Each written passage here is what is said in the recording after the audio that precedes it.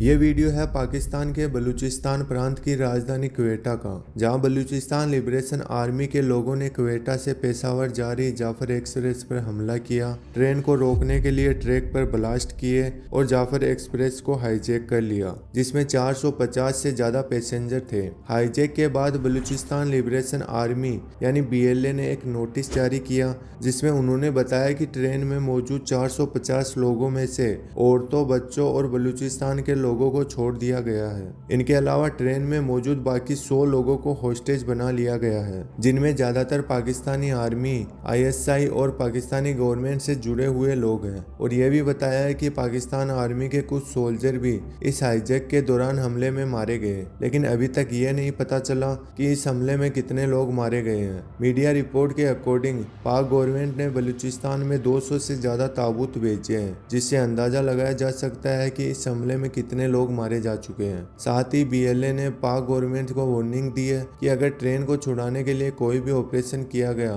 तो वो सभी पैसेंजरों को मार देंगे। आखिर इस हाईजैक के पीछे क्या कारण है और क्यों बलूचिस्तान के लोग बार बार पाकिस्तानी गवर्नमेंट के खिलाफ ऐसे खूनी विद्रोह करते हैं? दरअसल यह पहली बार नहीं है कि जब बलूचिस्तान लिबरेशन आर्मी ने ऐसी घटना को अंजाम दिया है। साल 1947 में जब पाकिस्तान को भारत से अलग कर दिया गया था, तब से ही बलूचिस्तान पाकिस्तान से अलग होकर खुद को एक अलग देश बनाने के लिए विद्रोह कर रहा है। बलूचिस्तान 4 रियासतों में फैला हुआ था: कलात, खारन, लासबेला और मकरान। जब पाकिस्तान भारत से अलग हुआ तब बलूचिस्तान के पास ऑप्शन था कि वो पाकिस्तान या भारत में शामिल हो जाए या फिर खुद को एक इंडिपेंडेंट देश बना ले। लेकिन मोहम्मद अली जिन्ना के कारण बलूचिस्तान की 4 रियासतों में से 3 रियासत खारन, लासबेला और मकरान को पाकिस्तान में मिला लिया गया था और सिर्फ कलात ने खुद को स्वतंत्र रियासत के रूप में अलग रखा। इसके बाद 4 अगस्त 1947 में दिल्ली में एक बैठक हुई, जिसमें कलात रियासत के खान मीर अहमद यार खान, लॉर्ड माउंटबेटन और जवाहरलाल नेहरू शामिल हुए।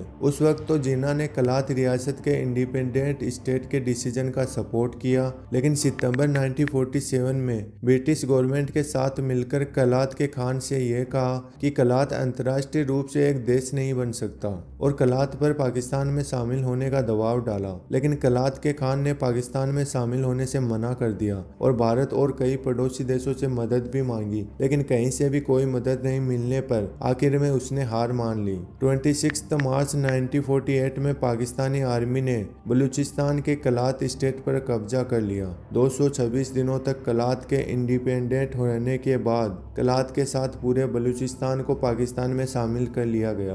दरअसल बलूचिस्तान को जबरदस्ती जिन्ना के धोखे और पाक आर्मी के दम पर पाकिस्तान में मिलाया गया था, जिसके बाद से ही बलूचिस्तान के लोग पाकिस्तान के खिलाफ अभी तक विद्रोह कर रहे हैं।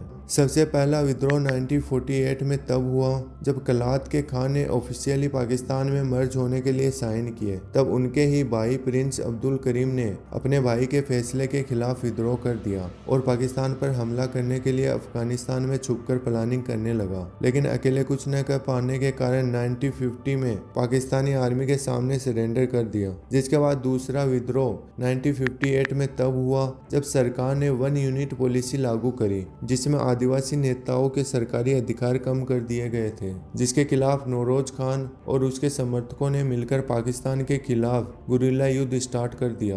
लेकिन 1959 में नौरोज खान को पकड़ लिया गया, जिसके बाद नौरोज खान के परिवार के सभी लोगों को देशद्रोह और पाकिस्तानी आर्मी के सैनिकों की हत्या में हेल्प करने के आरोप में फांसी दे दी गई और नौरोज खान की कैद में ही मौत हो गई। तीसरा विद्रोह 1963 में हुआ। बलूचिस्तान के डेरा बुगती जिले में सुई नामक एक जगह है जहां नेचुरल गैस रिसोर्स है, जो पाकिस्तान के इम्पोर्टेड नेचुरल रिसोर्सेज में से एक है, जिसका पूरा रेवेन्यू सरकार के खाते में जाता है। इतना प्रॉफिट देने के बाद भी गवर्नमेंट वहां कोई डेवलपमेंट नहीं कर रही। साथ ही 1 यूनिट पॉलिसी के कारण वहां के आदिवासी लोगों के अधिकार भी छिन गए थे, जिसके कारण वहां के शेर मोहम्मद बिजरानी मरी ने विद्रोहियों को एकजुट करके गुरिल्ला युद्ध में शामिल किया, जिनका मकसद सुई गैस एरिया से होने वाले रेवेन्यू को आदिवासी नेताओं के साथ शेयर करने के लिए गवर्नमेंट को मजबूर करना था। जिसके बाद यह विद्रोह काफी सालों तक चला और लास्ट में 1969 में बलूच विद्रोहियों ने इस युद्ध को ही खुद रोक दिया,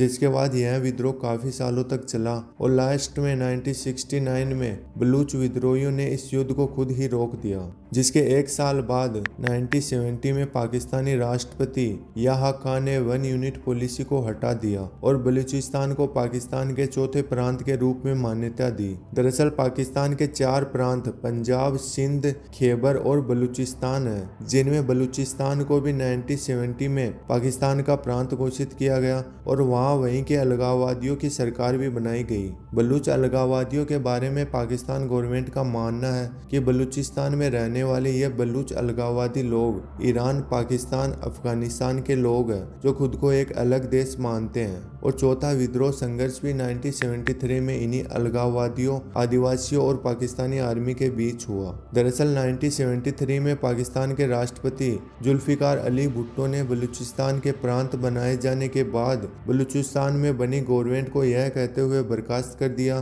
कि पाकिस्तान के इराकी एम्बेसी में हथियार मिले हैं जो बलूची आदिवासियों के ही है, और साथ में भुट्टो ने उस एरिया में मार्शल लॉ भी लागू कर दिया, जिसके बाद वहां हथियारों के साथ खूनी विद्रोह शुरू हो गया। उसी समय मीर हजार खान रामखानी ने बलूचिस्तान पीपुल्स लिबरेशन फ्रंट नाम से ऑर्गेनाइजेशन बनाई, जिसे आज BLA बलूचिस्तान लिबरेशन आर्मी के नाम से जाना जाता है, जिसमें बड़ी संख्या में मरी और मेंगल आदिवासियों को पाकिस्तानी गवर्नमेंट के खिलाफ गोरिल्ला युद्ध में शामिल किया गया। इस विद्रोही संघर्ष में पाक आर्मी के लगभग 3,300 सैनिक और 9,000 से ज्यादा बलूच अलगाववादी और नागरिक मारे गए, जिसके बाद जुलाई 1977 को पाक आर्मी जनरल जिया उल हक ने भुट्टो गवर्नमेंट को बर्खास्त करके देश में मार्शल लॉ लागू कर दिया और खुद को राष्ट्रपति घोषित करके जनता से माफी मांगी। साथ ही इस सैन्य कार्रवाई को भी समाप्त कर दिया और पुराने प्रांतीय सिस्टम के अकॉर्डिंग गवर्नमेंट को वापस जारी रखा। इसके बाद 2004 से 5वां विद्रोह तब शुरू हुआ जब बलूच विद्रोहियों ने चीन द्वारा बलूचिस्तान में बनाए जा रहे ग्वादर बंदरगाह का विरोध किया और वहां के इंजीनियरों पर हमला किया, जिसमें 3 चीनी इंजीनियरों की मौत हो गई और कुछ घायल हो गए, जिसके कारण चीन भी इस विद्रोह में पाक गवर्नमेंट के साथ शामिल हो गया और यह विद्रोह 2004 से आज तक चल रहा है। दरअसल बलूचिस्तान में काफी मात्रा में मिनरल रिसोर्सेज है, लेकिन फिर भी यहाँ डेवलपमेंट बहुत कम है। पाक गवर्नमेंट भी यहाँ के डेवलपमेंट के लिए कोई कदम नहीं उठाती, उल्टा यहाँ के नेचुरल रिसोर्सेज को निकालने के लिए चाइना जैसी विदेशी कंपनियों को टेंडर देती रहती है, जिसके चलते यहाँ पाक गवर्नमेंट और बलूच लोगों के बीच विद्रोह होते रहते हैं। 2006 में भी ऐसे ही खूनी विद्रोह में 60 से ज्यादा पाक आर्मी के सैनिक और ऑफिसर मारे गए थे। 2012 में एक सर्वे के अकॉर्डिंग बलूचिस्तान के 67% लोग पाकिस्तान से अलग नहीं होना चाहते, जबकि 33% बलूची पाकिस्तान से अलग देश चाहते हैं। 2024 में पाक गवर्नमेंट ने बलूचिस्तान में एक बड़ा ऑपरेशन करने का बयान दिया, जिसके बाद से ही बलूचिस्तान में फिर से विद्रोह होने लगा। आतंकवादियों का गढ़ कहा जाने वाला पाकिस्तान खुद को लोकतांत्रिक देश बताता है, तो फिर पाकिस्तान में होने वाले ऐसे खूनी विद्रोह की वजह क्या है? कमेंट बॉक्स में अपनी राय जरूर दें और ऐसे ही इंफॉर्मेटिव वीडियो के लिए चैनल को सब्सक्राइब जरूर कर लें।